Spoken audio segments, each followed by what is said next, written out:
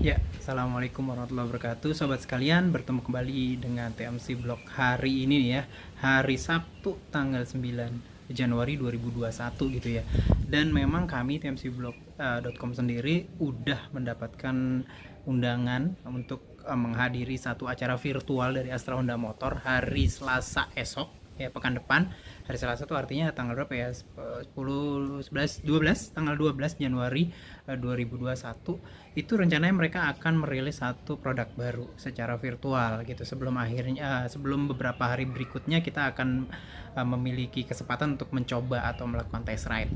Namun yang dipertanyakan adalah produknya bakalan seperti apa dan produk apa yang akan dirilis oleh Astra Honda Motor. Nah, seperti kita ketahui, akhir tahun lalu Honda di Jepang udah memperkenalkan Honda PCX 160, dan beberapa hari yang lalu juga AP Honda sebagai APM Honda di Thailand juga sudah merilis tuh yang namanya Honda PCX 160. Namun melihat beberapa gelagat dan beberapa tanda-tanda sih, sepertinya esok tanggal 12 Januari 2020 Astra Honda Motor belum akan merilis tuh yang namanya PCX 160.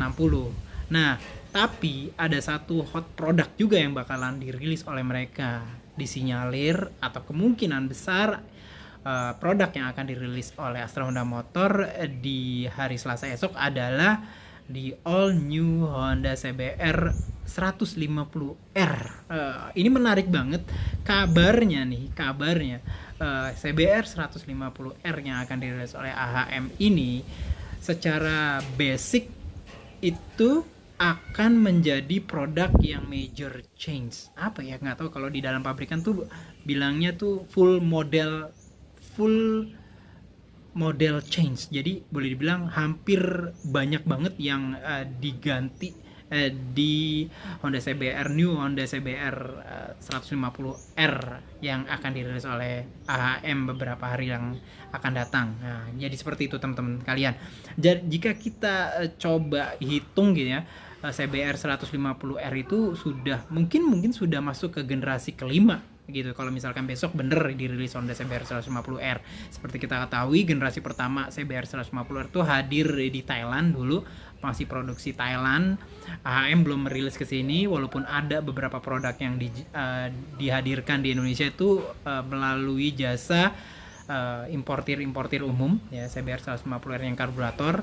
Lalu masuklah CBR 150R injeksi pertama tuh ya, yang single headlamp yang masih pakai lampu bulb gitu ya, masih pakai frame-nya masih perimeter frame. Itu adalah generasi kedua, sudah FI juga, dan kebetulan kami juga memilikinya satu dengan livery Repsol. Lalu generasi ketiga itu mulailah produksi lokal di Indonesia oleh Astra Honda Motor, CBR 150R dengan basis mesin yang sama dengan yang dihadirkan di Thailand gitu ya, FI, namun frame-nya sudah pakai turbular waktu itu. Headlamp-nya udah pakai yang double kin kanan dan kiri gitu ya, sementara modelnya sih hampir mirip-mirip seperti yang single lamp, tapi boleh dibilang ini adalah CBR 150R pertama yang diproduksi lokal di Indonesia. Setelah itu generasi keempat hadir CBR 150R New juga dengan headlampnya LED dengan bodi yang boleh dibilang sedikit lebih ramping dibandingkan dengan produksi lokal sebelumnya yang generasi ketiga. Dan CBR 150R yang generasi keempat ini boleh dibilang sih cukup cukup laris ya, boleh dibilang cukup laris, banyak yang suka, dan komunitasnya juga banyak, dan produknya yang dijualnya juga banyak. Ini memang secara umum head to head tuh antara Honda dengan Yamaha. Yamaha juga menghadirkan Yamaha R15 yang terus menerus berevolusi gitu ya, menggunakan VVA sampai terakhir menggunakan upside down fork dan 155 cc dan segala macam. Nah, CBR 150R juga sepertinya tidak tinggal diam, dan AHM sepertinya memang full boleh dibilang benar-benar serius untuk menghadirkan keterbaruan dari Honda CBR 150R yang sepertinya akan dirilis oleh mereka pekan depan. banyak banget informasi yang hadir ke TMC Blog mengenai new Honda CBR 150R ini. Seperti misalkan yang pertama tuh teman-teman sekalian, headlampnya ya sama lah seperti kayak CBR 150R generasi keempat, sudah LED depan belakang dan hampir boleh dibilang semuanya gitu ya. Ada juga sedikit informasi mengenai tweak atau perubahan di engine gitu ya. Kalau sedikit sih, kalau saya lihat sih mungkin tidak akan sampai merubah bore stroke ya, walaupun memang tetap ada sinyalemen perubahan itu. Dan bahkan ada beberapa informasi unofficial di mana mungkin Honda akan balik lagi ke model mesin generasi pertama dan kedua, di mana mesinnya itu masih menggunakan mesin dengan bore lebih besar dari stroke atau overbore. Karena memang kalau misalkan overbore, motor ini jauh lebih hadir tuh lebih ke performa gitu loh. Biasanya kalau motor-motor balap itu overbore sih memang untuk menghadirkan raving yang begitu tinggi. Apalagi perubahannya, mungkin di frame ada sedikit tweak.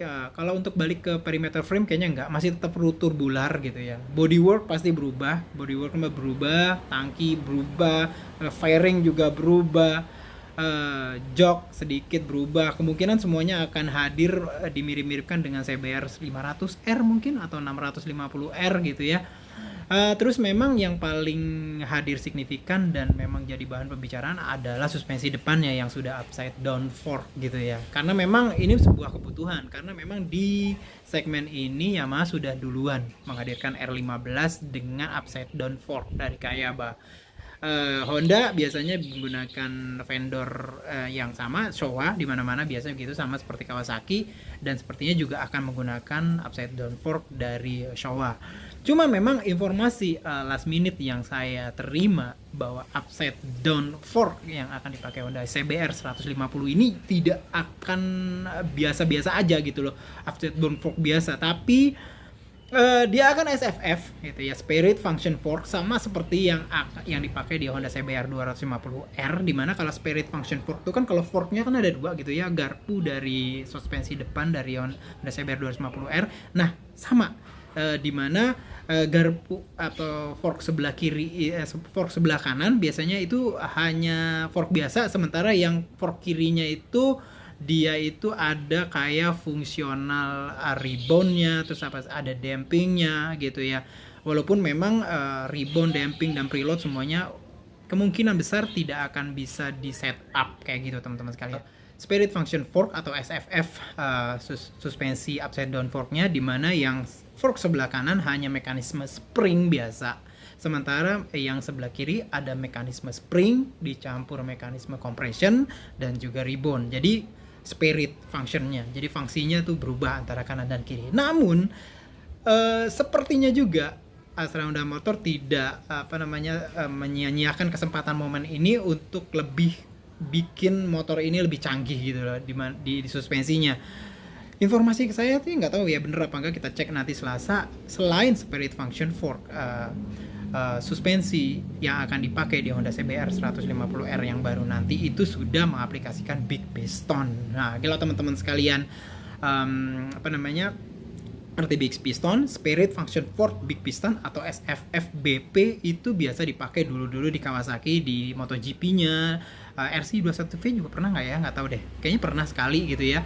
Terus habis itu dipakai juga di Big Piston, itu dipakai di Superbike-nya mereka, di ZX-10R. Dan terakhir Kawasaki itu menghadirkan di motor 250cc 4 silinder mereka, ZX25R. Dan informasi yang saya peroleh, bisa jadi kemungkinan sinyalemennya adalah Honda CBR 150R besok itu akan menggunakan suspensi upside down fork, Spirit Function Fork atau SFF ditambah Big Piston. Bedanya apa sih Big Piston dengan yang biasa? Kayak misalkan CBR 250R kan Spirit Function Fork biasa. Nah, kalau Spirit Function Fork biasa tuh ada kayak cartridge gitu ya, dimana ada 2 piston. Sementara kalau Big Piston tuh pistonnya cuma 1, jadi nggak ada cartridge-nya. Nah, tujuannya apa? Kalau misalkan dia ada cartridge, itu kan kalau ada cartridge di tengah tuh, dia tuh secara umum dengan cartridge tersebut diameternya akan lebih kecil gitu ya, lebih kecil pistonnya. Sementara kalau Big Piston tanpa cartridge, pistonnya akan besar. Kalau kita biasa ketemu hukum fisika mengenai tekanan, kalau misalkan pistonnya gede, diameternya gede, maka tekanan yang diterima itu akan lebih kecil teman-teman sekalian. Jadi makin besar area bearingnya, maka akan semakin kecil tekanan yang dirasakan oleh piston tersebut. Dan kalau kecil-kecil itu kan artinya dia lebih smooth gitu ya. Terus habis itu lebih feedbacknya lebih terasa gitu ya. Jadi nggak kayak yang kalau misalkan diameternya kecil dengan tekanan yang sama, misalkan tekanan sama gitu ya, tekanan sama, yang satu big piston gede.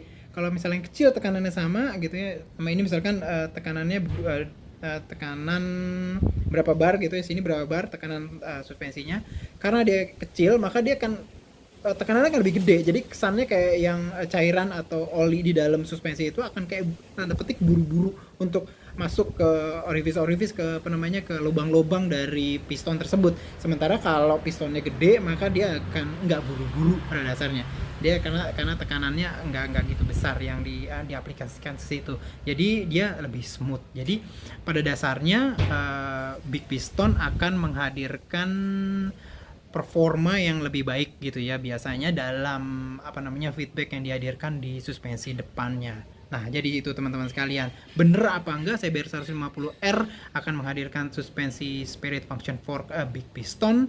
Saya juga nggak tahu, tapi kita akan cek kira-kira 3 hari lagi, nanti hari Selasa. Itu aja. Semoga informasi ini berguna bagi sobat-sobat sekalian. Silahkan tulis kira-kira apa yang bisa kita bahas ke depan di vlog TMC Vlog ini. Semoga kita semua bisa sehat selalu. Assalamualaikum warahmatullahi wabarakatuh.